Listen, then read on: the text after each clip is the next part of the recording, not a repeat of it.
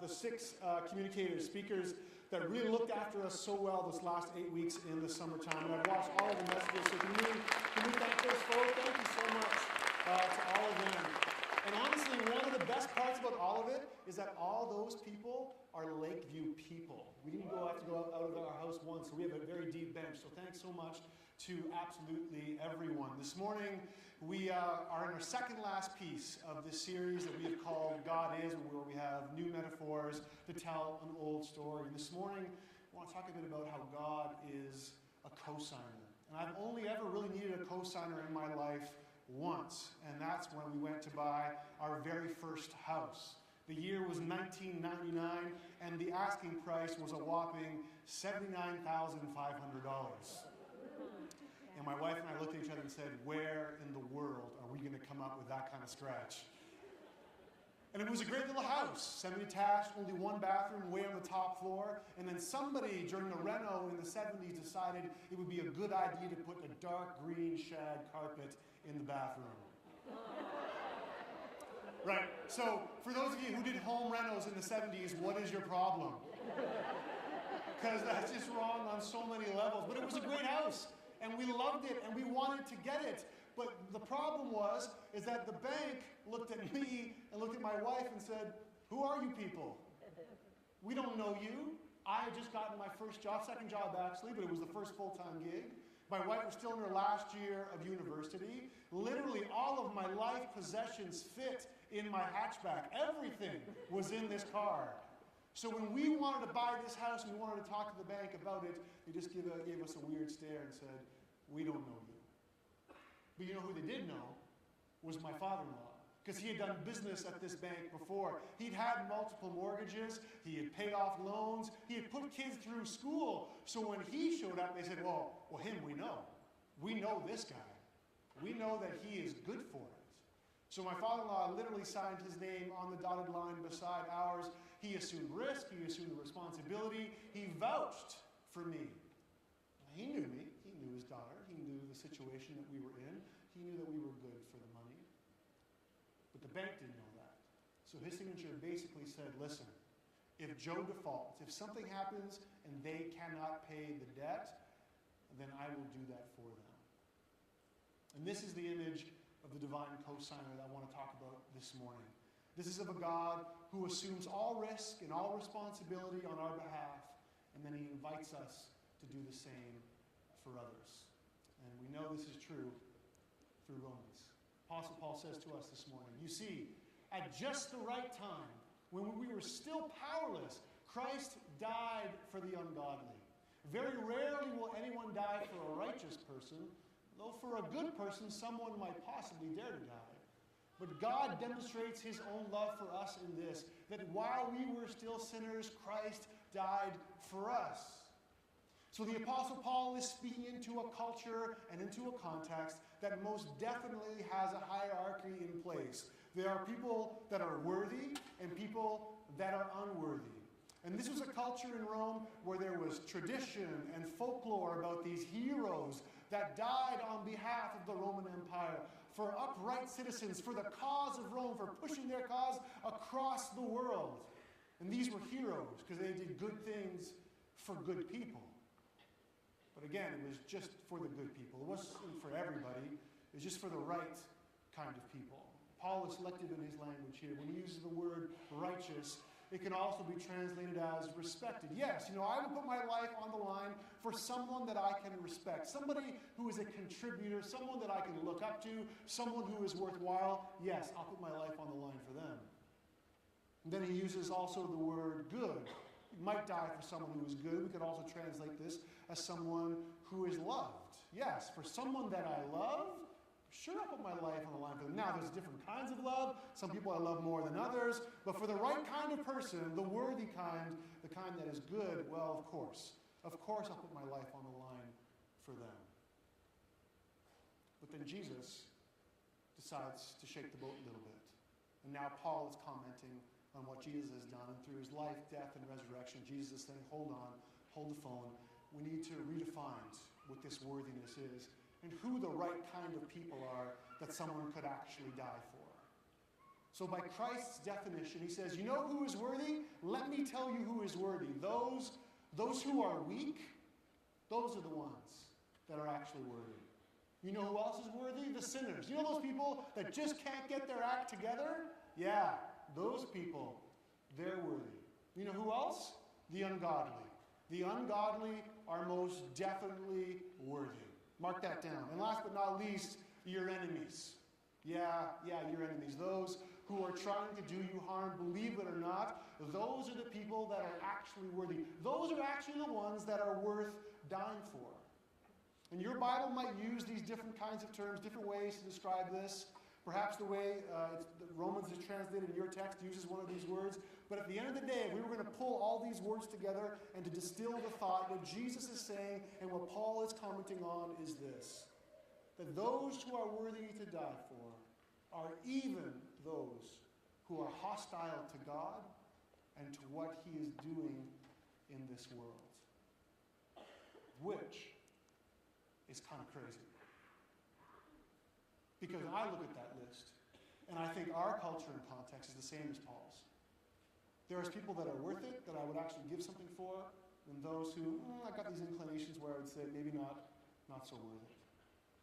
But Jesus is reshaping that. He's flipping that on its head. And he's saying, listen, you've got to look at this a little bit differently here. Even those who are in open rebellion to God are worthy. Even those who have declared war on God, they're worthy. Even those who are trying to undo what God is doing, they are worthy. So who is worth dying for, Jesus says? Well, that's easy. It's the worst of the worst. They're the ones that are worth dying for. And by the way, he's talking about you and me.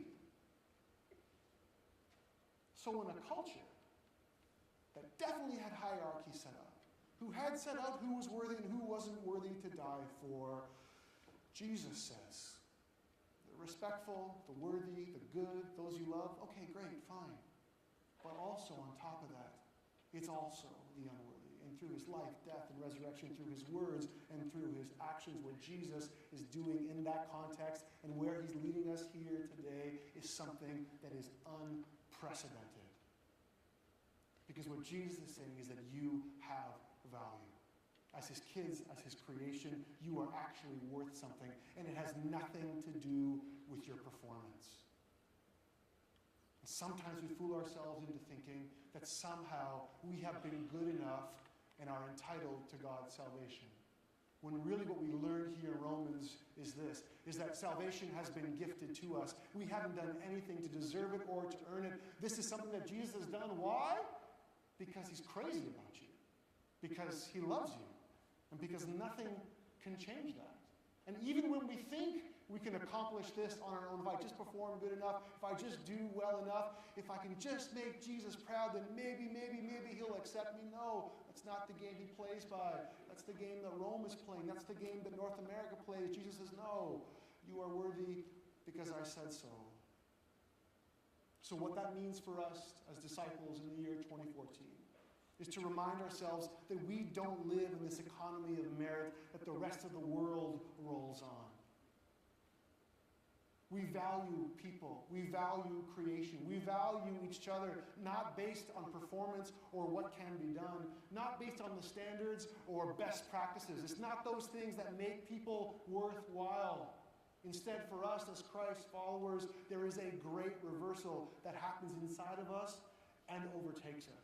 Author Robert Mulholland puts it this way. He says, spiritual formation is the great reversal from being the subject who controls all other things to being a person who is shaped by the presence, purpose, and power of God in all things.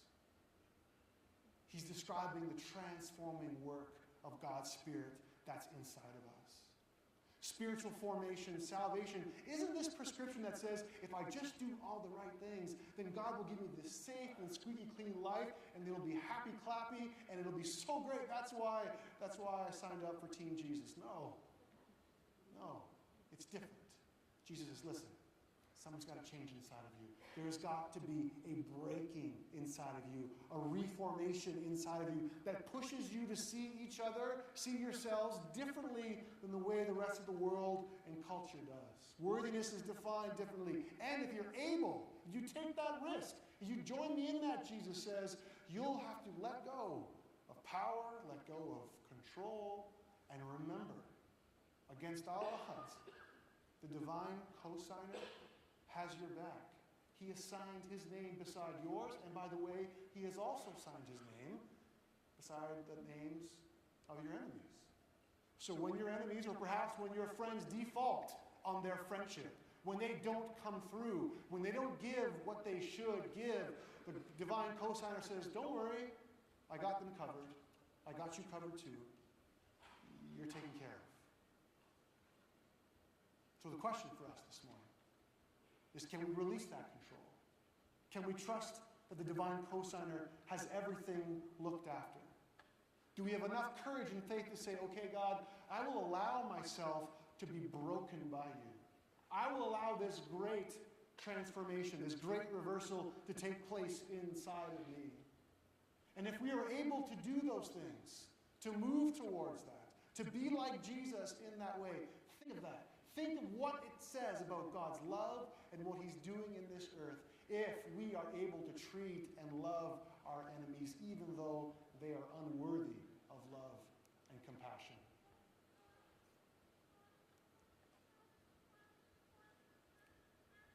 Because if God looks at us and says, hey, you've been hostile towards me, but I still love you, you're still worthy. And then he tells us, hey, those who have been hostile towards you, they too, they're also worthy for love and compassion. If we're able to trust the divine cosigner on all of this, then what does that all mean? Where does that lead us? But if I don't, if I want to retain control, if I want to have power, if I want to keep an accurate record of who has done wrong to me so that I can pay them back when the time comes, then where does that leave me? Where does that leave us? If we don't trust God to be the divine cosigner that has looked after everything, then that moves me and you into a place of judgment, into places of being defensive, places of grasping at power and protection, and at all costs what we're trying to do is to make sure that we don't have to die.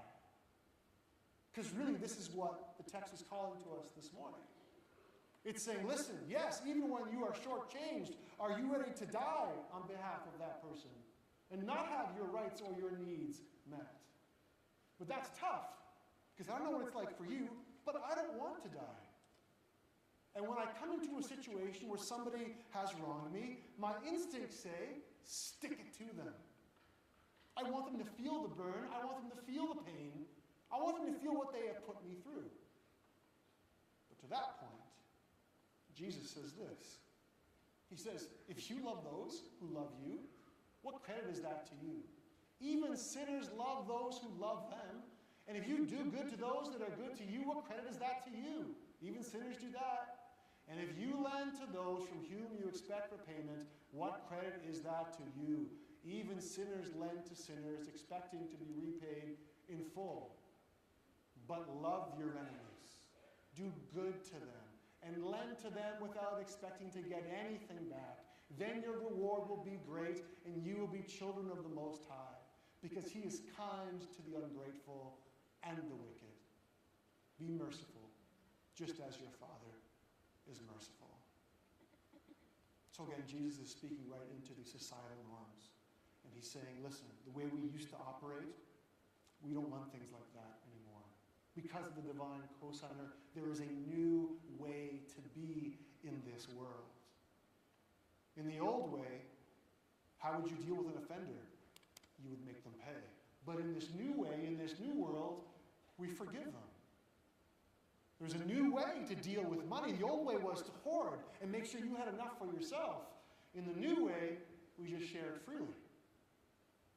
In the old way, if there was a corrupt society or things were going wrong, we would fight, we would bomb, we would kick and scream and bite.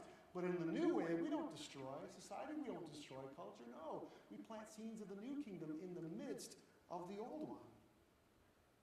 And that sounds pretty to say. And it's something lofty to aspire to. But if you're anything like me, that's almost impossible to do on a daily basis. Because for me, whenever I do good things for other people, I quickly attach an expectation onto the bumper there. Because I want some sort of return for the good things that I've done. And this comes out at the most embarrassing times for me. Usually when I'm driving. This city is pushing me to my limits with driving. Why can no one merge in this city? What is the problem? What is so hard about merging? And sometimes when I let somebody in, and I'm driving, and they want in, their clicker is going, but obviously they have not left themselves enough time, and there was a much better occasion way back a kilometer ago to get into my lane. But because you're trying to get in, and because I am such a great guy, upstanding citizen, and a model driver, mind you, I will let that person in, not because I have to, but because I'm a nice guy. But I attach quickly an expectation at the end of that bumper. Because when I allow that person in, I am looking for something. I'm looking right at their rear view, and I'm looking for one of these. Right? Or, if you're an old man, I'm looking for one of these outside the window, right? You've seen that sort of slow one? Sometimes it goes up, and I'm waiting for it. And when I get it, I feel good, because that person has acknowledged that I'm a great person. That I have done well by them, I've let them in, I've obeyed the rules of the road, and Saskatoon is a better place because Joe Manifo is driving on its roads. But when I don't get the wave, when I don't get this or a variation of that or one of these, usually the first thing that comes out of my mouth is, "You're not welcome." And I'll yell it out loud. My kids are looking from the back seat. My wife is shaking her head, ashamed. I want acknowledgement. I have done good, so I want you to recognize that and give me what I'm due. It happens in public places too with me. It's really embarrassing. You know when you leave a door open for somebody, and this is a tricky thing, folks, right? Because you leave a door open for somebody, but you can't do it if that person's like 5 to 8 steps behind. Because then that gets awkward. Do they speed up? Do you hang on? Do you wait for it? There's this awkward thing. But if you're caught at the right time in a doorway, someone's coming to you or from behind you, you leave that door open. Why? Because it's the classy thing to do, right? You leave the door open, it's kind, it's good. So I always do that with a smile. And there you go, the door is open, but I'm waiting for something. Anita, thanks, man. Or, thank you, I appreciate that. Well, thank you, kind sir. And when I get that response, I stick my chest out. Look, I've done good again. Saskatoon's a better place because of me. Again, great. But when I don't get the response, you've seen those people, right? They won't even look you in the eye. They'll just like slip through the door and keep on moving. I'll say that same thing, but not as loud because I'm not so tough when I'm in public. I'll say, well, you're not welcome. You're not welcome. Because I want a response. I'm falling into the same thing that Jesus is talking about right now. Who does good to those who do good back to them? Fine, anyone can do that. But what's it like with someone that doesn't show you a good response? Someone that doesn't return good for good. Joe, why are you working in the same way that the old way used to work? We live in the new way, in this new world, in this new kingdom that God's establishing. Stop living by the old rules. What the divine cosigner is trying to do is he's trying to recondition us to operate in a different way. Not to disengage from this world, because that's a mistake. And not to expect return for the good things that we're doing. Why do we do good? Because God said so. And because God said, be like me, I do good. Be like me. Do it. End of story. So maybe what is required of us then, in this great reversal, in this adoption of this new way, is to allow our eyesight and our expectations to be converted. Mennonite theologian John Howard Yoder puts it this way for us this morning. He says, a church that is not against the world in fundamental ways has nothing worth saying to and for the world. Conversion and separation are not the way to become otherworldly. They are the only way to be present, relevantly, and redemptively in the midst of things. Sometimes as Christians we thought the best way to be holy, the best way to be a good Christian is to just disengage and take off from any other part of the world, stand removed from it. But that's not the truth. What we see here is that the divine cosigner is saying, listen, if anything, if you want to be like me, if you want to redeem, if you want to be good, if you want to be holy, sink your roots deep into the world, into the culture, into the system that you find yourself in, because that's where you are needed most. So what this means for you and I, as we adopt this new way of being, as we allow this breaking transformation to happen inside of us, we put ourselves on the line for our brothers and sisters, whether we think they're worthy of it or not. Thus, to be holy, to be like Jesus, isn't to avoid the mess or avoid messy people, but to be present with them. And if this feels counterintuitive or counter-logical, if it makes no sense, it's because it really doesn't. And if it doesn't make sense, that's a tip-off. That's letting us know that perhaps we're seeing it with the wrong set of eyes. Catholic priest Richard Rohr explains it this way. He says, conversion is not joining a different group. It's about seeing with the eyes of the crucified. Yeah, that's right on. I'm picking that up. That makes sense to me here. So when we see with the eyes of the crucified cosigner, we begin to understand what he's actually up to. We begin to be filled with this holy courage that empowers us to operate in a new way and to break into this old world with this new world of good news that God is changing and redeeming everything, and he is inviting us to be a part of it. The trouble is that inner instinct that wants to thank you, that wants to wave. It's that expectation that we tag on to the bumper. It's that part of us that says, I want to stick it to those people who have done me wrong. I don't want to participate in what God is doing. And sometimes we are so preconditioned in this way that we stand a safe distance from the action, from what God is doing, instead of being a part of it, like Jesus is. This came to life for me with this article I read a couple of weeks ago from The Atlantic entitled The Rise of Dark Tourism. I want to read a couple of excerpts from the article for you. Kobe Marome squints into the morning sun and gestures at the rolling green hills beneath the Quneitra viewpoint, where the crumbled Syrian city of Quneitra juts up against the Syrian-Israeli border fence. Hence, some of the fiercest fighting of the Syrian civil war has played out over the past year. And every time there has been a battle, there has also been a crowd.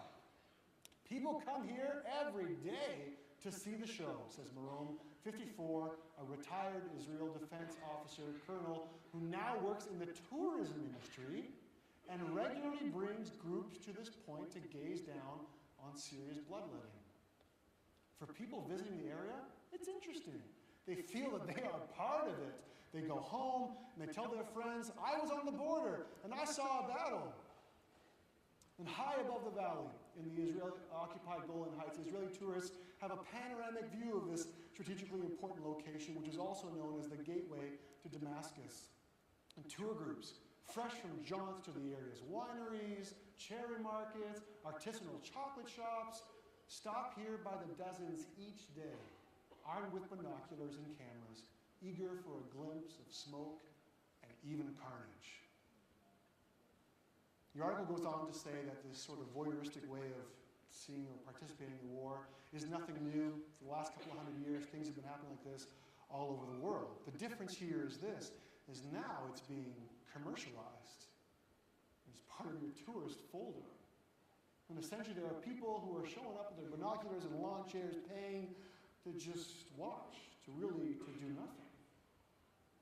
And maybe we can chalk it up to thrill seekers who just want to be a part of the action and say that they were there, but perhaps there's other bigger factors at play. Maybe this speaks to that human intention inside all of us that says, well, I want to be part of the action without really being part of the action. Maybe it's the part of us that says, you know what, I'm kind of curious about what's going on there, but I want to be antiseptically removed from it. I want to see the blood and guts, but I don't want any of it to spill onto my own shirt. Or maybe this is a sign of how truly disengaged we are as human beings, leading ourselves to believe that the things that are happening way over there in the distance are really none of our concern. And it's here the danger of dark tourism as it pertains to our devotion to the divine cosigner. Where those two things intersect, it's like we actually convince ourselves that we are able to participate in God's new way at a safe distance. As long as I can see it and not get dirty, I'm okay. Because I was kind of sort of there, wasn't I? At least that's what I told my friends. Again, John Howard Yoder dispels this lie by saying this. Is the question put to us as we follow Jesus is not whether we have successfully refrained from breaking any rules. Instead, we are asked whether we have been participants in that human experience, that peculiar way of living for God in the world and being instruments of the living God in the world. What Yoder is unpacking here and how it connects to the article and to the passages we have read this morning is this, is that to be a Christian is to participate with God in what he is doing in the world. It's about trading that old way of being, staying at a safe distance, for this new way of being, participating with him. Because the old way was just to avoid trouble. I just don't want any part of it. Avoid it. But the new way is to reconcile where there's trouble. In the old way, we would discard people if they were troublesome, if they were messy, if they were, I just don't want any of that in my life kind of people. That's the way we used to do it. But in the new way, we enter into that situation and we're part of redeeming it. In the old way, if there were people that were sick, you didn't want any of their stuff to get on top of you, we would quarantine them. That's the old way of doing it. But the new way is to act and be part of God's healing work, be his healing agents in the world. So when we think about all those things together, and we put them up against even the events of the last 7 days on our planet, we say to ourselves, okay, great. Like, I'd like to try to do that, but what say do I have in what's happening in Ferguson, Missouri? What part do I play when a reporter loses his life overseas? Or the tragedies that have happened in Manitoba and even Saskatchewan the last couple of weeks, all those things are kind of close to me, but also far away from me. Really, how do I bring the new way into the old way in those moments? Because sometimes, God, I feel like it's so far out of reach that I can't be a part of what you're doing over there. So then maybe the question for us needs to shift just a little bit and say, God, what are you doing right here, right now? God, what are you doing in my circle of friends? God, what are you doing on my street? God, what are you doing in my work? God, what are you doing in my city? God, what are you doing with those who need the most help in Saskatoon? And God, by the way, what part do I have to play in that? What does it mean for me to live out this new way, to drop this good news in the middle of the old way where I find myself, with the gifts you give me, with the opportunities that are before me? This is the disposition. This is the awareness these texts are calling us towards this morning. And to participate in the new way, to be like the divine cosigner, isn't just to be invited to participate, to be there, but friends also, it's an invitation into his suffering. And that's awkward to talk about. Because yeah, rah, I want to be on God's team doing his thing. What did you say about suffering? What? It's going to cost me what now? It might hurt how? To say yes to what God is doing, to participate with him, to be aware of what's happening around us, and saying, God, help me live in the new way, in the midst of this old way, is to give God permission. It's a willingness, it's a responsibility not only to participate in what he is doing, but it's also an opportunity to invite trouble and inconvenience into our lives, which is awkward, because most of my day is spent trying to keep that kind of stuff out. I pay a lot of good money, and I spend a lot of time making sure that my life is as safe and happy and convenient as possible. You do too, right? It's not just me. So in a sense, when we say yes to Jesus, we want to live in the new way. We want to participate with him. As we invite suffering, what we're also inviting into our lives is trouble. Maybe to be a Christian is to invite trouble into our lives.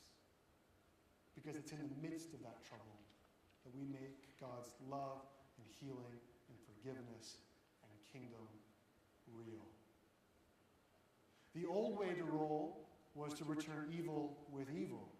But in this new way, perhaps the cure to evil is suffering.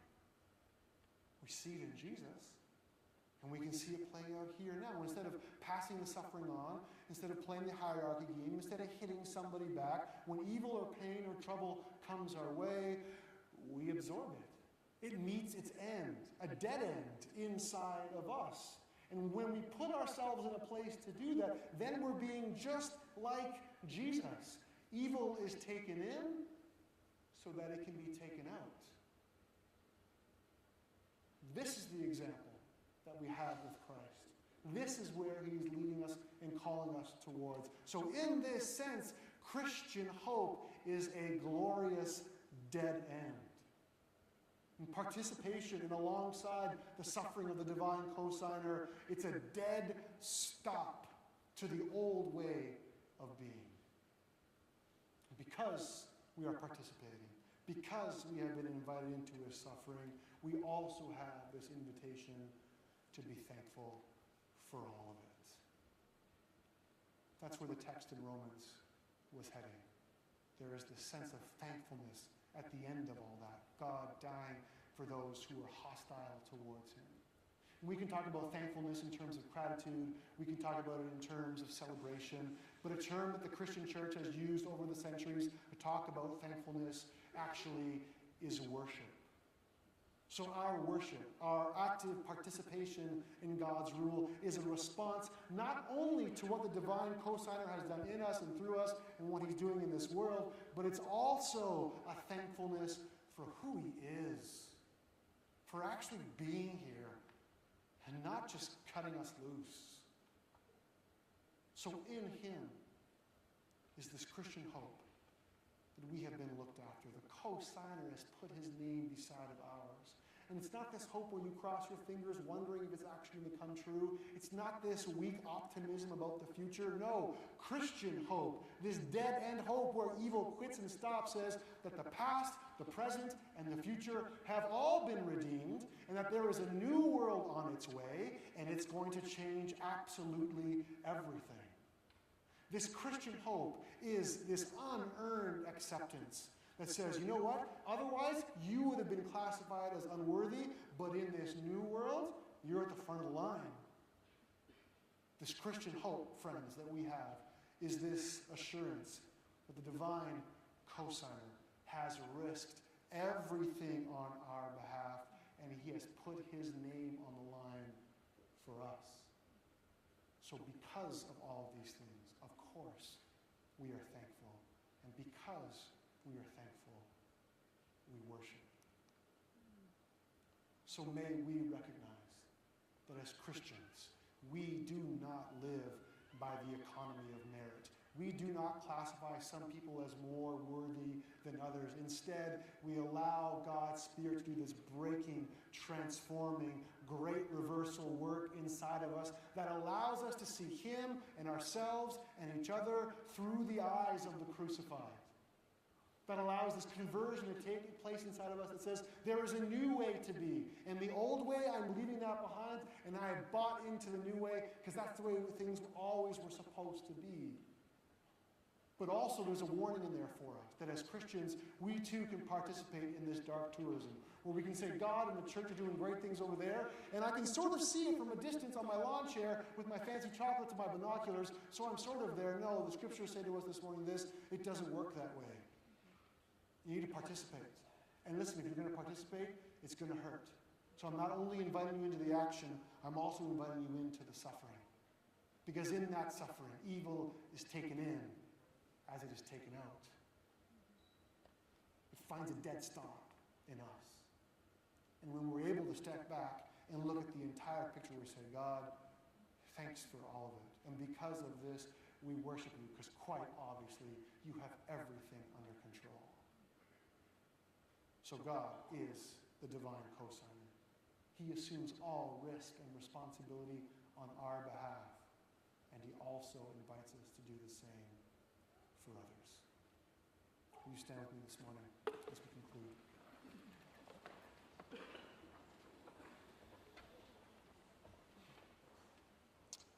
Father, I pray this morning for my brothers and sisters who feel like they have no one who is vouching for them. This morning I pray for those who are here and part of our church community who feel like they fit in the unworthy category. They're neither loved or good or righteous or upright or respectful. God, I pray for those today who have got sucked into a bit of dark tourism when it comes to participating with you, standing at this safe, clean distance thinking, well, just because they could see it with the binoculars, they were kind of sort of there. God, I pray in this moment here that your Spirit would crash into our worlds. Father, that we would feel the breaking inside of us, that there would be this great reversal where you would be able to give us a new set of eyes to see you and each other and ourselves from a different vantage point. To recognize that we cannot live in the old way. That's how the world does it. We are not caught up in those trappings anymore. Instead, we have committed ourselves to the new way. And in this new way, we participate with you. In this new way, we are invited into your suffering. But God, also in this new way, we are able to worship you freely and say, God, thank you for who you are, for what you've done, what you are doing, and what you are going to do. God, help us. Give us the courage we need. We need you on this one. Help us to break in your